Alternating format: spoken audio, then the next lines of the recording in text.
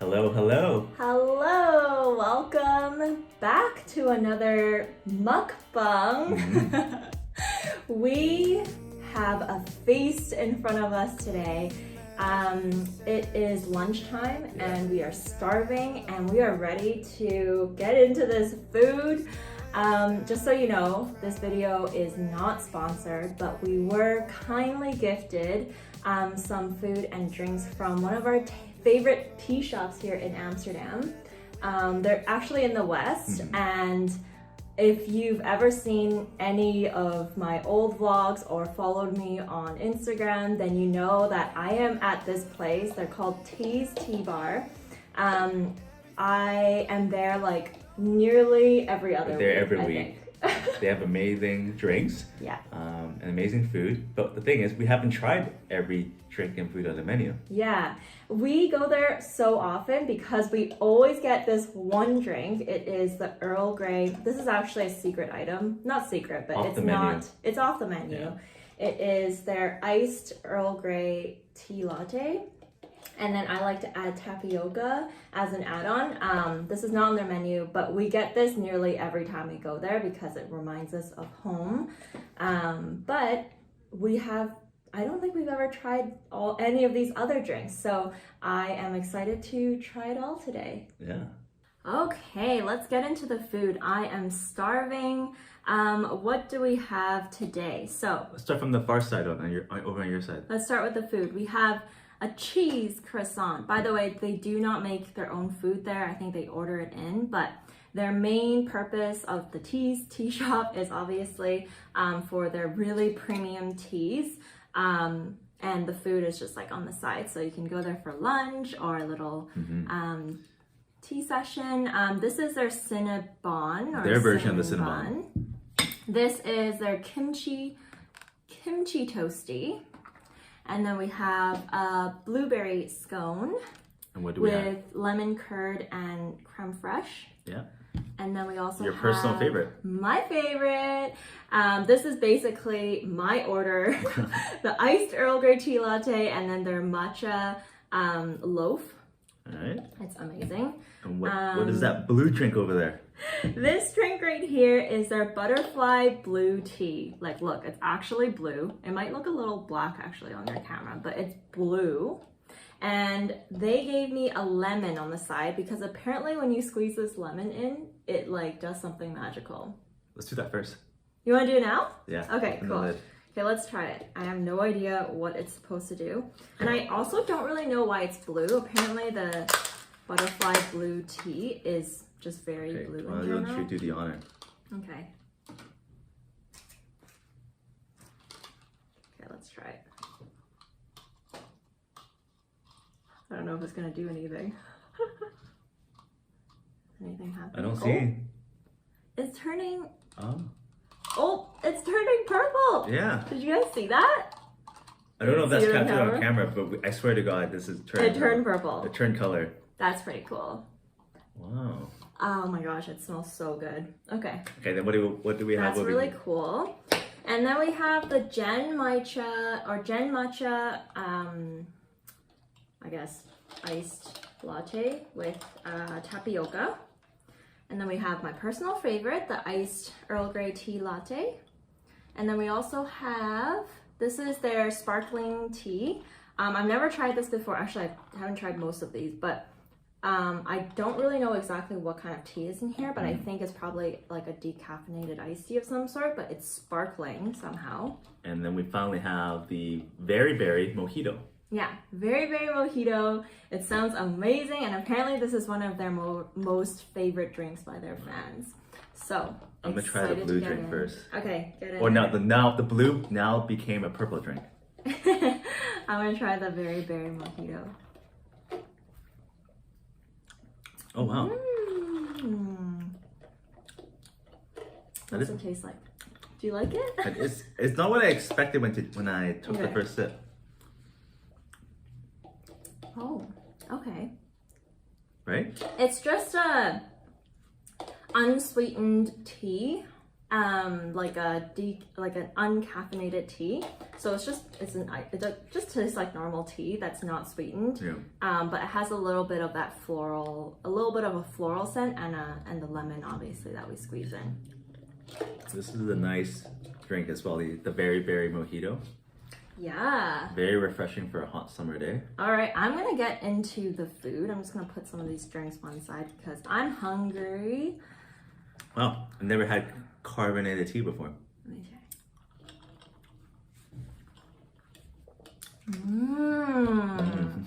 I really like that. You're going for the toasty. I'm gonna go for the Cinnabon. Okay. Can you pass me a knife? Yeah. What are we and a fork? talking about in this? What have we been up to today? recently? It's our 2-year anniversary of living here in Amsterdam. Officially, actually. Yeah. I think next week. Yeah. Will be our official by the way, this toasty is so good. 2-year anniversary of living here, and Time flies, right? time really flies. How have you enjoyed these last 2 years? Despite the pandemic, I think we made a great decision to move here. I think we've said this many, many times in our videos in the past. We just love the lifestyle here. Just so simple and chill. People are nice. Yeah, just a lot of great nature and outdoor activities in Amsterdam and in the Netherlands. So no complaints, no regrets. I absolutely love my time here. I really honestly thought we would be here for 2 years and we'd probably go home. I think when we first moved here, or before we moved, we were telling people, yeah, we'll only be here for 2 years max, and then we'll come back home. But now we're like, maybe we should stay here longer. Maybe we could have our baby here, maybe live the first couple of years of their life here before moving back. Okay, here's the discussion. This is our all-time family discussion, and we're gonna give you a little peek into it. Let's be honest here. We're both in our 30s, right? Well, we're early 30s. We just turned 30. And so when you get into your 30s as a married couple, you think about family planning, right? And for us, we do plan to have kids. 1, 2, 3, we don't know. But it's probably time we start thinking about that more seriously. I feel like we've been family planning or thinking about kids since our late 20s. So we've been together for approaching 11 years now. So we've been thinking about it for a long time, but we've just been putting it off because we like our life too much without kids. Yeah. And so now the decision is, if we plan to start having kids in the next couple of years, are we going to have our baby in Amsterdam? Are we going to have our baby back at home in Vancouver, Canada? There's a whole debate, considering that all of our friends and family is still in Vancouver. Now we have more friends here, so that's another consideration. We're not all alone. Yeah. We have people here, a support network here. If we need to rely on someone to, I don't know, help. But all my best friends are back at home in Vancouver, and yeah, I don't know. I just feel like it's hard. It's hard to decide whether we want to stay. The thing is, the reason why we want to stay here longer is, one, because we love the lifestyle here, and we actually think it's a great place to have kids.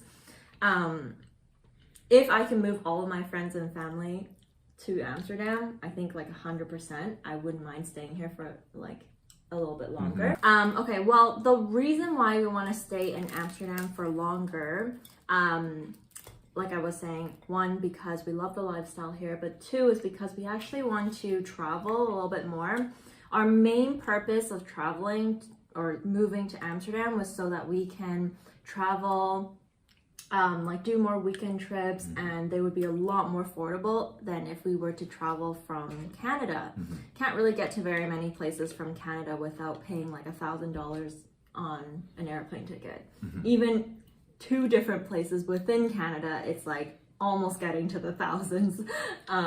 It costs a couple of €100 just to fly within the same province in Canada. So Oh, before we continue, just having my last bite of the kimchi toasty. You like it? I really like it. I think that's the first time I ever had a kimchi toasty. You're not the hugest kimchi fan, so I'm surprised you like it. You like this one though? That's a good one. I don't know if we're scoring these two, but if we're doing out of 5, I'll say this was a 4 or 4.5 out of 5. Here, have a sip of my favorite drink. Their tapioca is on point today. So I cut you So off. good.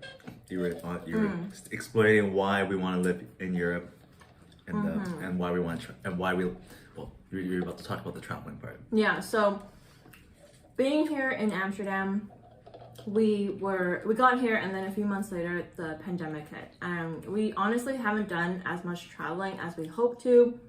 We know you guys love our travel vlogs, and there aren't that many of them on this channel because we've been trying to travel as much as we can with what we're allowed to, but that hasn't been very many. So with that being said, if we were to stay here longer in Amsterdam, we were thinking, is it time to consider buying a home here in Amsterdam? Rent here is incredibly expensive. We've been here for 2 years now, and we've lived in 2 apartments, and the prices of these apartments just keep going up. And so are we considering buying a home here? We are. We are. When you're considering buying a home in anywhere in the world, why are we thinking of buying a home here versus like, we can still buy a home in Vancouver right now if we wanted to. Like what? But I think the main difference between Vancouver and Amsterdam, well, let's start with the similarity. They're both equally as expensive. Let's just start off with that. So we're not getting a deal by buying a place in Amsterdam. They're equally as expensive. The challenge with buying a place in Vancouver, which we could in theory, is you need to put a big down payment on the property that you're buying. So typically it's at least a 20%. And depending on your property, could be like $200K. Yeah. So that's a lot of capital and savings that you're putting into a property. So that's the challenge with Vancouver. But in Amsterdam, they don't have the down payment requirement. Yeah. So in Amsterdam, so again to summarize, in Vancouver, most places require 15 to 20% down payment depending on which city you're living in.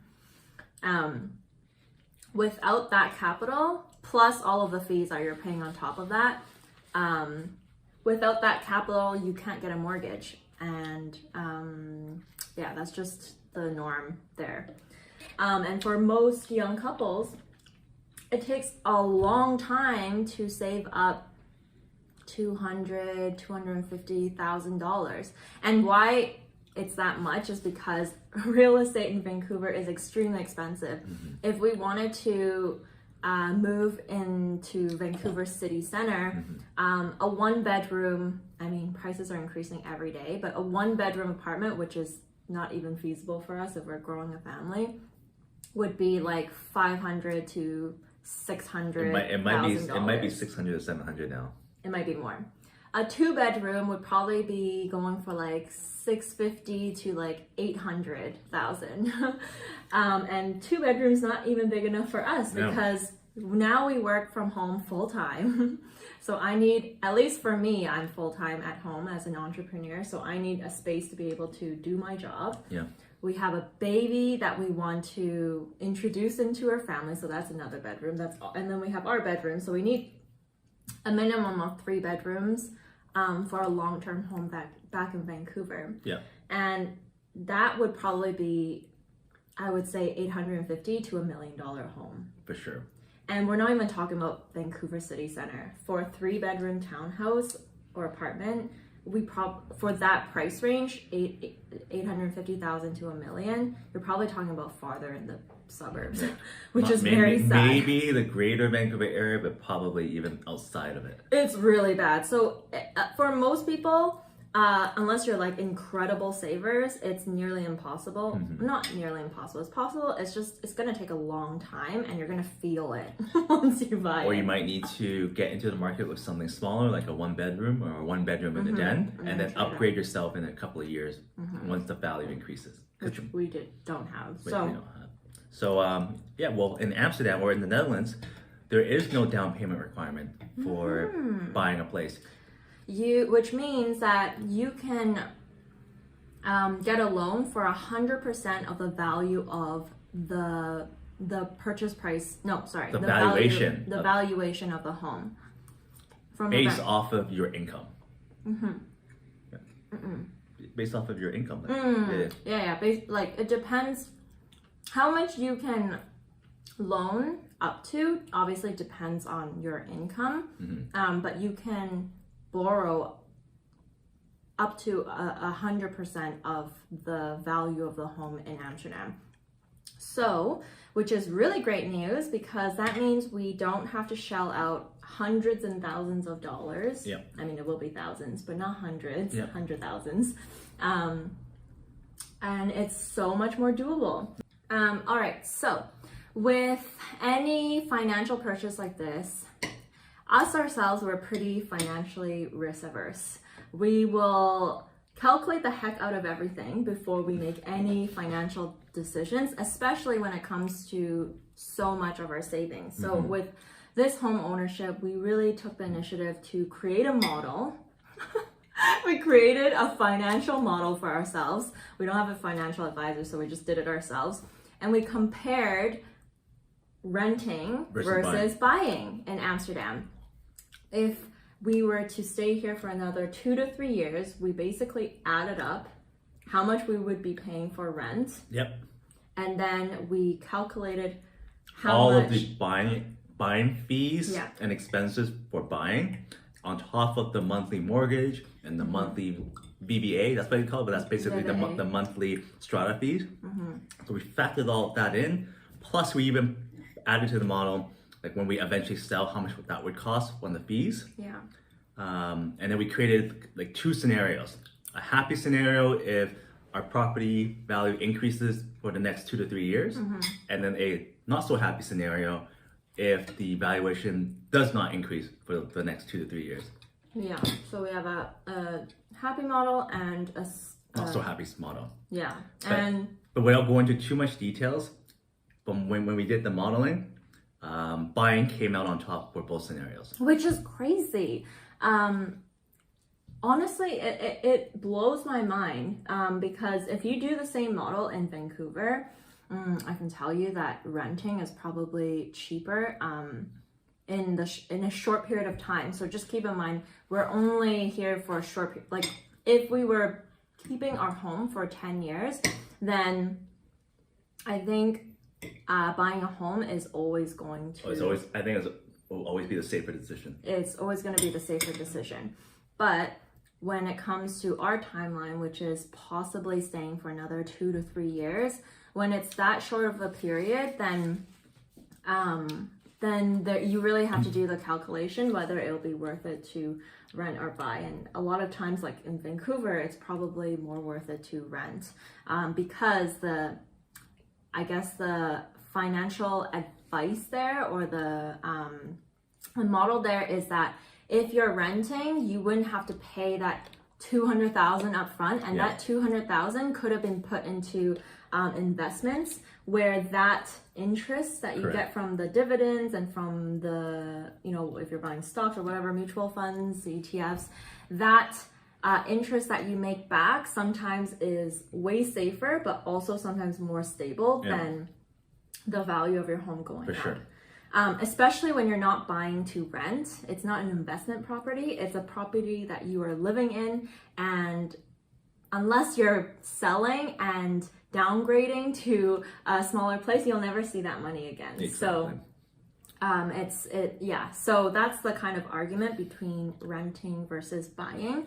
And so we did the modeling. Oh, should we explain what the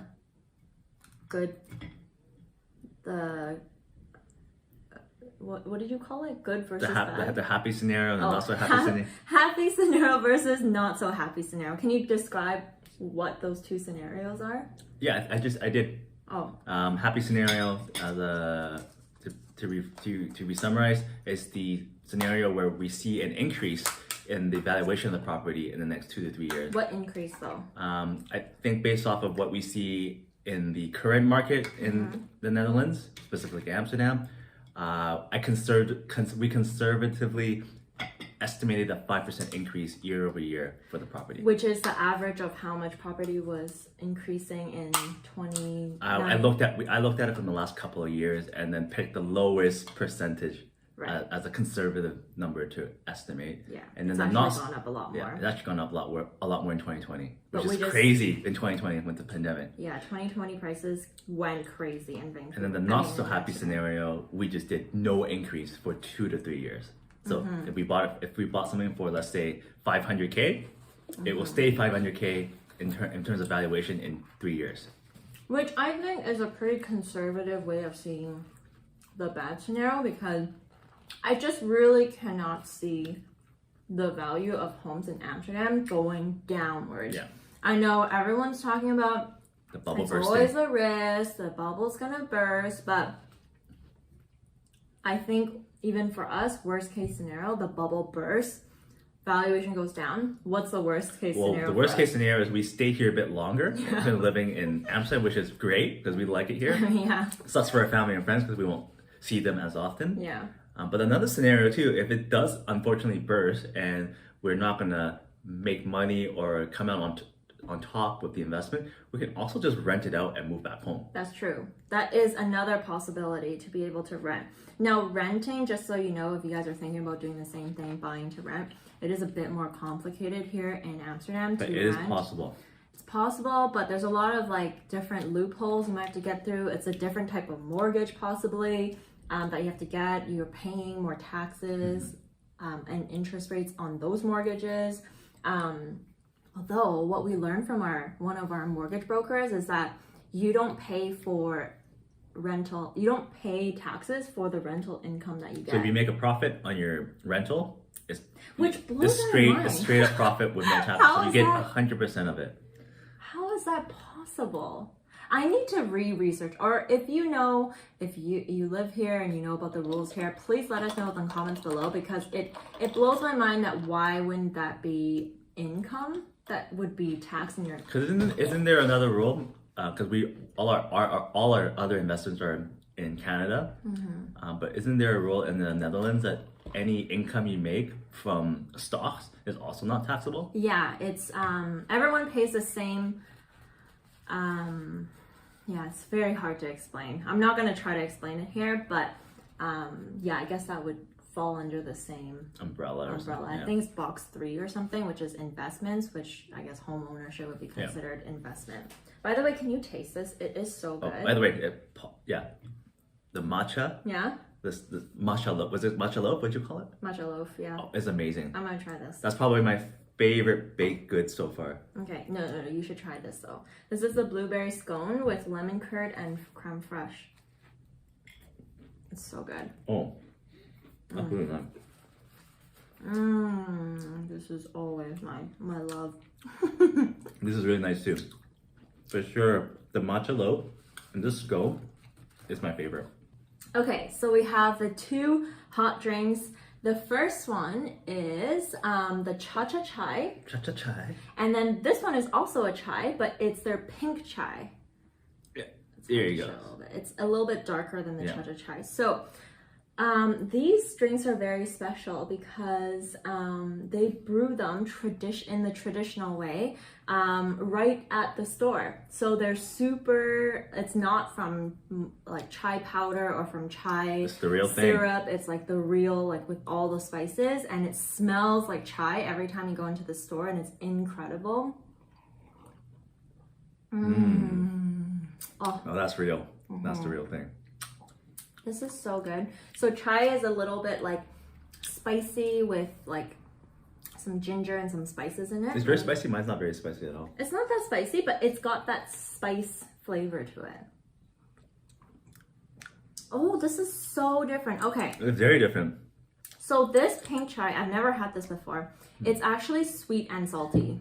There's a little bit of salt in this drink. I don't know if I love this one. I actually like that one more. Really? Yeah. I'm not used to this. So this is their traditional chai flavor. This is the sweet and salty. I think there's like Kashmir. I'm not really sure what it is, but I'm not a huge fan of that. I'm not a fan of sweet and salty drinks. We've already started like dabbling into talking to mortgage brokers and real estate agents and just like getting our feet wet to like get a little bit of practice basically of like how this whole process works, because we know it's super competitive in Amsterdam and we know it's not that easy to land a place. But I don't know if it's because if it's the summertime right now, it's in August, and everyone is on vacation or it's really busy, but I just feel like there's not a lot of urgency, from the people that we've been working with. And I think partly it's because the market's so hot, like they don't even need our money. They're like not working that hard to get our commission. Which is so different from Vancouver, because I feel like in Vancouver they're like so on top of it. They'll be texting you all the time with new listings. I remember when we were working with a realtor in Vancouver, he would just message me or email me like listings like all the time, manually, not automated, manually, like every day. And they would work so hard, like you send them one place and be like, yeah, well, I will help you, like, you know, do this, and it's already done. But it could also be the difference between the work style between Vancouver and Canada and the Netherlands. Is people kind of have less work-life balance in Canada versus the Netherlands, probably. When it comes to the real estate, when it comes to the real estate industry. I don't know. This is our experience so far. Honestly, I think it might just be the people that we've been working with. Maybe we just need to. Yeah. If you know a great makelaar or a mortgage broker that you really enjoy working with, please feel free to share in the comments, and then that could be very helpful for us. Yeah, and I'm sure a lot of you are going through maybe the same thoughts. Like maybe you've stayed here for a year or two and maybe considering getting into real estate here. And if you want to discuss how to calculate or estimate if it's a good decision for you, we're happy to share what we've kind of figured out or learned along the way. Yeah, it's been a lot. We've been staying up late just to like finish these financial models so we can get to a certain house. There's been many versions of the financial model. I think we have it I have a good one that tells an accurate story. It's hard. At the end of the day, it's guesstimation, right? You can't predict the future. So, yeah. All right. So, I think we're gonna start wrapping up. Yeah. This was incredible. What was your favorite food? So hard. I think my favorite food. We can only pick one. Yeah. I'm gonna say the blueberry scone. Cool. I really loved it. And I love the lemon curd that it comes with. So that's my favorite food. For me, it was the kimchi toasty. Because I've never had kimchi toasty before, so it was a nice surprise. And I typically don't like kimchi. But it was kind of like nicely hidden in there, right? The fact that I liked it, that speaks volume to the actual toasty. So I'm going to go with that one. My favorite drink, I can easily just say one of these bubble teas because we've had it so often. Yeah. But I'm gonna go with the Berry Berry Mojito, which is right here. I'm actually gonna say, again, obviously this is my all-time favorite because we know we get it all the time. But today, I actually like the sparkling tea the most. I've never had sparkling tea before, and this is super refreshing. So I would definitely get this next time if I'm like, if the sun ever comes out in Amsterdam. All right, so I think we're gonna wrap up the video here. I hope you guys enjoyed this mukbang today. Yes, and thank you to Tea Bar. Yeah. For hooking us up with all this great food and drinks. We really appreciate it. Again, this is not a sponsored post, so everything we said is an honest answer and experience. So if you live in Amsterdam or if you're ever in town, please visit them. They're in the west part of Amsterdam, and all the staff are really friendly there. Yeah, they're so nice. Like I used to work there at the tea bar all the time just because of the people there. They're so friendly and they remember your name. Yeah. And it's definitely like a really nice real family business or small business in the city. Yeah, well, today was a very heated and juicy discussion about our ventures or adventures of considering buying a place in Amsterdam. I hope you guys enjoyed it, and definitely subscribe to our channel. We are trying to hit 1,000 subscribers by the end of this year, and we need your help. So we know there's a lot of you watching our videos out there who are not subscribed, so I'm please scratching subscribe. my head. Why? Yeah. Is it because we're not talking about something that you want us to talk about? Or? Yeah, so let us know in the comments below what you'd like. You know, if you have any questions about real estate or anything in that regard. So subscribe to this channel. And like this video. And like this video, and we will see you in the next video. Bye! See you soon. And if you ask me if I ever cry, only when I look into your eyes. Remember what